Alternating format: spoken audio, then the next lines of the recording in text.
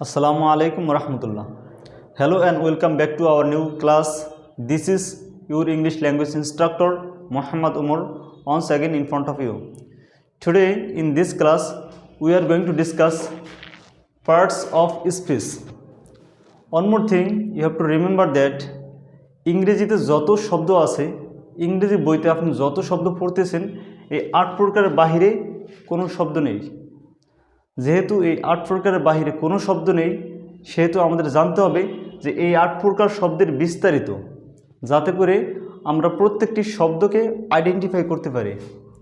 আর একটা কথা মনে রাখবেন, সেটা হচ্ছে আমাদের চাকরি পরীক্ষায় এই প্রশ্নটি প্রায়ই আসে যে identify of parts of speech, অর্থাৎ এই পার্টস অফ স্পিচকে আইডেন্টিফাই করতে হয়। সেটা হচ্ছে এটা কোন পার্টস অফ স্পিচ বা কী। এজন্য আপনাদের উচিত হবে বিষয়টি মনোযোগ দিয়ে দেখা। দেখুন, পার্টস অফ স্পিচ, পার্ট মানে হচ্ছে অংশ, আর পার্টস মানে হচ্ছে অংশসমূহ। অফ শব্দের অর্থ হচ্ছে র, স্পিচ মানে হচ্ছে বাক্য, এর মানে হচ্ছে বাক্যের অংশসমূহ। অর্থাৎ ইংরেজি বাক্যের প্রতিটি আলাদা আলাদা অংশকে এক একটা পার্ট অফ স্পিচ বলা হয়। দেখুন, পার্টস অফ স্পিচ মূলত 8 প্রকার: noun, pronoun, adjective, not adjective. এখানে ডিটা উচ্চারণ হবে না, শুধু সাইলেন্ট থাকবে। Adjective, verb, adverb, preposition, conjunction, interjection. দেখুন, নাউন, এ নাউন ইজ, একটি নাউন হচ্ছে দ্য নেম অফ পারসন, একজন ব্যক্তির নাম হতে পারে। দ্য নেম অফ প্লেস, কোনো স্থানের নাম হতে পারে। নেম অফ থিং, কোনো বস্তুর নাম হতে পারে, অথবা আইডিয়া, কোনো ধরনের নাম হতে পারে। যেমন ব্যক্তির নাম রাহাত, রাতুল ইত্যাদি। স্থানের নাম হতে পারে Bangladesh, Afghanistan, Saudi Arabia et cetera. Thing যেমন pen, marker, whiteboard et cetera. এবার আসুন pronoun. A pronoun is a word, pronoun হচ্ছে এমন একটি শব্দ ইউজড ইনস্টেড অফ নাউন, যেটা নাউনের পরিবর্তে ব্যবহৃত হয়। অর্থাৎ এটাকে সংক্ষিপ্তে বলা যায় প্রোনাউন হচ্ছে সাবস্টিটিউটিং ওয়ার্ড, যেটা নাউনের পরিবর্তে ইউজ হয়। যেমন Omar is a student, he goes to madrasa. প্রথম বাক্যে যে ওমর ইউজ করেছি তার পরবর্তী বাক্যে আমরা হি ইউজ করেছি, সেটাই হচ্ছে মূলত প্রোনাউন। প্রোনাউন হচ্ছে he, she, it, I, we, they et cetera. এবার আসুন adjective. An adjective describes a noun or pronoun. Adjective হচ্ছে নাউন এবং প্রোনাউনকে গুণবাচক এবং এর কোনো ব্যাড অ্যাক্টিভিটিস থাকলে সেটা সম্পর্কে ইনফর্ম করে। যেমন গুড, ব্যাড। যদি বলা হয় Ratul is a good person, এখানে পারসনের পূর্বে গুড বসেছে। আর মনে রাখবেন, ইংরেজিতে নাউনের পূর্বে মূলত দুইটা জিনিস ব্যবহার হতে পারে, একটি হচ্ছে প্রিপোজিশন, অন্যটি হচ্ছে অ্যাডজেক্টিভ।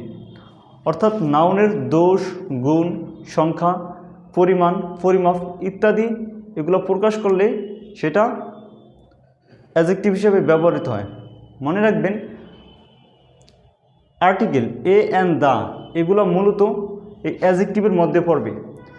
এ অ্যান্ড দ্য এগুলোকে যদি বলা হয় এগুলো অবশ্যই অ্যাডজেক্টিভের মধ্যে পড়বে। ডিটারমিনার যদি বলা হয় যে মেনি, মাস, এগুলো হচ্ছে মূলত অ্যাডজেক্টিভ। এবার আসুন ভার্ব। এই 8 প্রকার পার্টস অফ স্পিচের মধ্যে সবচেয়ে গুরুত্বপূর্ণ এবং ক্রিটিক্যাল টপিক হচ্ছে ভার্ব। এ ভার্ব ইজ, একটা ভার্ব হচ্ছে আ ওয়ার্ড, এমন একটি শব্দ দ্যাট শোজ, যেটা দেখায় action or state of being. অর্থাৎ ভার্ব হচ্ছে কোনো কাজ করা বা হওয়া, এরকম কিছু বোঝায়।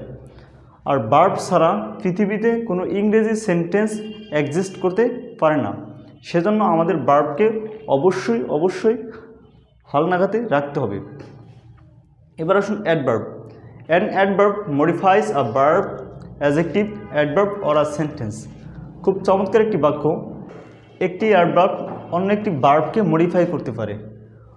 একটি অ্যাডভার্ব অ্যাডজেক্টিভকে মডিফাই করতে পারে বা প্রভাবিত করতে পারে অন্য একটি অ্যাডভার্বকে এবং সেন্টেন্সকে।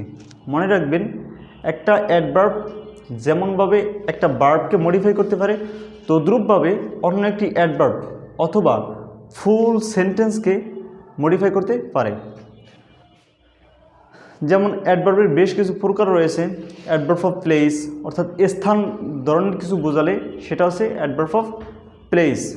অ্যাডভার্ব অফ ম্যানার সাধারণত অ্যাডজেক্টিভের শেষে এল-ওয়াই যুক্ত করলে সেটা হয় অ্যাডভার্ব অফ ম্যানার, অথবা এল-ওয়াই যুক্ত শব্দ থাকলে সেটা হয় অ্যাডভার্ব অফ ম্যানার। অন্য একটি প্রকার আছে অ্যাডভার্ব অফ টাইম অর্থাৎ সময়বাচক কিছু বোঝালে সেটা সাধারণত অ্যাডভার্ব অফ টাইম হয়। আসুন preposition. Preposition shows the relationship between noun and other word. Preposition হচ্ছে মূলত নাউনের সাথে বাক্যের অন্যান্য যে পার্টস অফ স্পিচগুলো রয়েছে তাদের মধ্যে একটা সম্পর্ক। প্রিপোজিশন একটা রিলেশনশিপ ওয়ার্ড হিসেবে ব্যবহৃত হয়। এটা সাধারণত নাউনের সাথে বাক্যের যে অন্যান্য পার্টস অফ স্পিচগুলো রয়েছে তার মধ্যে একটা রিলেশনশিপ বিল্ড আপ করে। এখন conjunction. A conjunction joins words, phrases or sentences. Conjunction হচ্ছে মূলত দুটি ওয়ার্ডকে যুক্ত করতে পারে, অথবা দুইটি সেন্টেন্সকে যুক্ত করতে পারে, অথবা দুইটি ফ্রেজকে যুক্ত করতে পারে। আর যখন দুইটা সেন্টেন্সকে যুক্ত করে তখন তার নাম হয়ে যায় ক্লোজ। এবার আসুন interjection. An interjection expresses sudden feeling or emotion. এর মানে হচ্ছে কোনো একটা হঠাৎ আবেগ এবং উচ্ছ্বাস ফিল করাবে ইন্টারজেকশনের কাজ। এটা দ্বারা সাধারণত আপনি কোনো কিছু দেখে আবেগে আপ্লুত হবেন অথবা দুঃখ ফিল করবেন। এর বেশ কিছু ওয়ার্ড আছে, হুররে, এলাস, এটসেট্রা। যেমন hurray, we have won the game, কী মজা, আমরা খেলায় জিতেছি। অথবা alas, his father is no more, হায়, তার বাবা আর জীবিত নেই। এ হচ্ছে মূলত প্রকার। এখন আপনাকে যদি বলা হয় যে এই প্রকারের বাহিরে অন্য কোনো পার্টস অফ স্পিচ আছে কিনা, উত্তর হচ্ছে নেই এখনও।